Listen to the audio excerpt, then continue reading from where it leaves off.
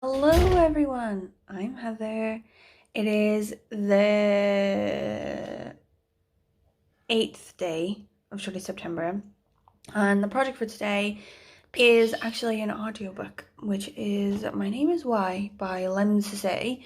And this was super interesting already. Like, I've been listening to it whilst I was getting ready this morning. It's this guy, he was born I think 1967 or something, and he was born to this Ethiopian woman who was just in England to study or something. And because it was the 60s and because she was unmarried and from like a different country, they sent her to this special home or something for unwed mothers so that their children could be born and then sent out for adoption. And there seems to be like a lot of stuff in the documents about the kid and about the mom and everything that suggests she had no idea that was the plan, like she was not like fully willing and like a willing participant in the have a baby and have it adopted out and then leave plan. So like a lot of these sort of things, like the guy, let me just say, he's taken the authority to court, which is like, I guess like the council or whatever, like the authority to do with putting children in care and like wards of the state and stuff like that, because a lot of the stuff sort of looks like they've just stolen him. They've stolen him from the mother. They didn't give the mother any real chance at all to claim her child back. She had to go back to Ethiopia, and then she got this sort of letter sent, not to her but to her church, saying you have a month to reply before we take your child away from you. But in order for the mail to get there, it would take a month to get there, and then her reply would take a month to get back. Like, is absolutely ridiculous, this situation. Anyway, I'm really enjoying it. It's really interesting. Oh shit, the plane caught another one. There's one there and one there. Ugh, shit. Who knew this whole guy was just waiting for it to be fruit fly season? Guys, I'm thinking of getting a personal trainer. Does anyone do this? Do any of you like do this personal trainer stuff?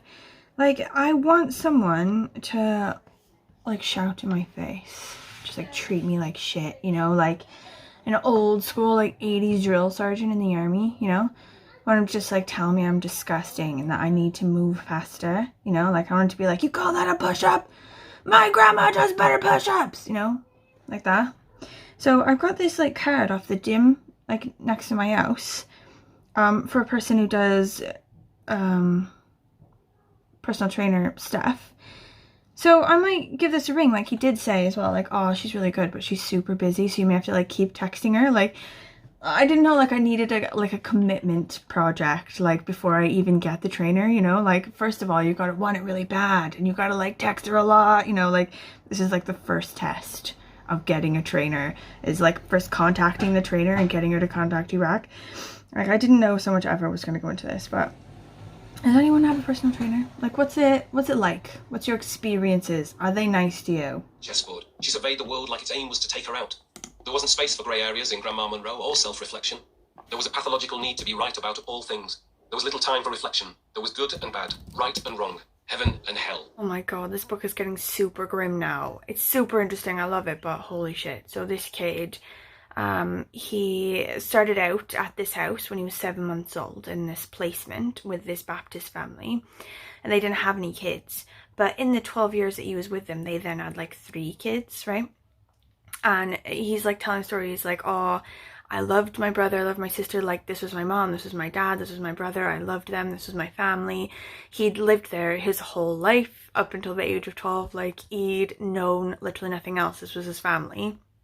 But then like loads of crap started going down, like he was like, all these different reports by different people say different things. Like, some of the reports are like, oh, he's a lovely child, he's good in class, he loves his family. And then other ones, like from the parents and the social worker and stuff, are like, he tells his brother he's gonna kill him, and like the family just obviously are like souring toward the kid for some reason in like a weird way. And then like following him being like a bit of a rebel teenager. Like, when I was 12, I think that's when I started to be a shit, as well, to my parents. And then I was a shit until I was about 18. And then, I feel like this is all kids, and like all of his behaviors really like normal teen stuff. He's like, getting really pissed off at them because they're so strict, you know, like they're Christian, like they're raising their kids Christian and really strict. Like he can't go out to the movies with his friends, he can't stay out late, like he has a bedtime, like all of his friends have way more like freedom than he does because his family's really strictly Christian. And so he's like rebelling against that. And normally, you know, in a normal family, your child rebels against you and everything you believe in, you know, you try to get them back, you know, but you don't, you know, they're still your child, you know, you're still trying to raise them. You like tell your friends like, oh, you know, he's rebelling now, you know, he's a teenager now, it's really difficult at home, you know. But instead, they just threw him out. They just phoned the care people and were like, he needs a new placement. He'd lived there 12 years, his whole life. That was his family. And then they just put him in a home, like in an orphan home with a bunch of other kids. And like, none of his stuff came with him. Like, he's like, oh, when do my toys and clothes arrive? No toys and clothes, nothing. He didn't have, like, he had a trunk at the end of his bed with nothing in it. And like, he said loads of kids who are in care, like in homes like that, they do have a family member, you know, like it's just like for some reason they're unable to be their primary guardian or whatever. So they'd like phone them like an uncle or something, but he had nobody because the family had completely cut him off and cut him out. Like the grandmother who was really nice to him and really liked him and stuff, she was like no longer able to contact him and stuff like that. Like the family had just cut him completely off. He had nobody from the age of 12. Oh my god. And there's this report in the files from a care worker who was like, I think that the child should be advised at some point that we have a letter on file from his mother a year after he was born asking for him back. But we won't tell him now. I feel that it's best. Oh my god.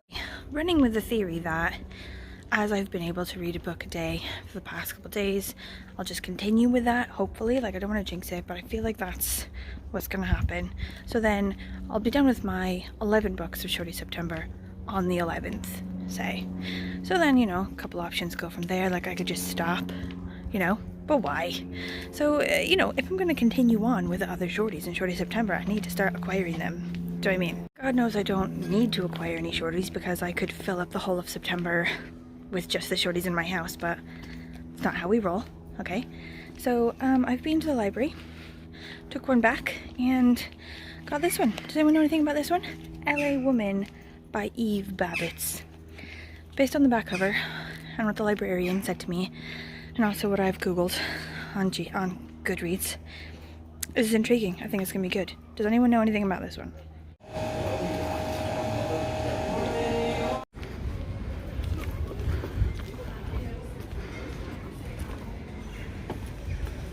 Oh, fab, thank you. Thanks a lot. I can't carry everything. You need help? Yes, please. Okay. Okay, I finished it. It was so good. I mean, it was tragic. That poor fucking kid, I swear to God. And also, it's not the end of it, is it? It's like not just kids in care in England in the 80s, is it? It's kids in care in England and Wales and America, like even now, just like the whole thing isn't just like this tragic story about this kid or whatever. It's like a criticism of the entire care system, like how fucking unloving it is. Like, you know, like having a kid now and like looking more into it and like noticing things like this all the time, you notice that the basis for a life is someone who gives a shit about you. Do I mean, like, any person on this earth who has a single person that gives a shit about them, you know, is gonna have a million times more opportunities and more likelihood to be a well-adjusted, like, successful adult than someone who doesn't. And, like, you know that and everything, but the care system doesn't just create these kids who have no one who gives a shit about them. It engenders it, it, like, pushes it to be like that. Like, this thing with this kid and his mom or whatever, the foster parents were like, oh, we're interested to know about his mother, but we don't want to go looking because it might, you know, dredge her up and we don't want to find her. But then 10 years later, they decided they didn't want him either. So they specifically went to all these things with the care system to not find her and then threw him out anyway. I don't know, like, also he was talking about how all of the people in this care home, like this orphanage or whatever, basically, it's just like shifts, you know, like you never see the same guy like that often, like he's on a shift, and when he's there, in his mind he's on a shift, you know, he's like, ooh, another 2 hours, you know, ooh, who can I trade shifts for Saturday, you know, and like you would ask them like, why are you in this job, and they'd be like, oh, I like kids. Like it would never be, I like you, kid. It's just, I like kids. Like it's just so removed, you know. And he was talking as well about like being in care, you're set up to not have padding when you fall in very situated, like so he got in trouble with the law, right? But only because he was angry at his employer for letting him down, and he slashed a jug of bleach, like, ugh, get you, ugh, and like the total amount of damages was like £3. So if I had done that, like my dad would have gone into the police station and gone, I'll go home, make her feel like shit about herself, we won't talk about this again, is that okay? Like they'd just be like, okay, yeah, she's got parents at home, she's obviously fucked this up, you know, he'll sort her out, blah blah blah, and then they just release you. But if you're in care, you've got no one to do that for you, and also people just assume that, oh, he's in care, he's troubled, you know. And then once you're like in the law and the system and everything, like the first point, you're just constantly seen as this one that has a record, you know, they've been in the system. Anyway, he was on about like the most tragic, like institutionalized members of the system are the people who work for the system. Like they're just as much a fucking slave and a victim of the system as the kids are. It's fucking tragic. Anyway, I loved this so much. It was so interesting, and but anyway, yeah, so grim. It's wound me right up. I'm so, like, I just want to go give my kid like a huge cut and just be like, mommy loves you even if you fuck everything up. Like I will always be there. Like it's so fucking sad. Anyway, that's the end, right? I recommend it. 5 out of 5 stars. But only if you want to fucking cry yourself to sleep. So the next one, I've got 3 left. I was agonizing. Which one do I want? And I was thinking, oh, I'll get this one. By Grand Central Station, I Sat Down and Wept by Elizabeth Smart. But then I saw on the bottom, it's got a little blurb from Angela Carter. And Angela Carter and I are a bit on the outs since she disappointed me this week with The Bloody Chamber. But I think in the end I am going to go with this one. This is one that I think is a bit like Marmite. Like everyone who's ever read this and told me that they've read it either said it was so amazing, it made me cry, it was fantastic, or they didn't have to because it was horrendous. I don't know a hell of a lot about what it's about. I think it's one of these sort of passionate love story type things, like Anne Eisnin type things, I think.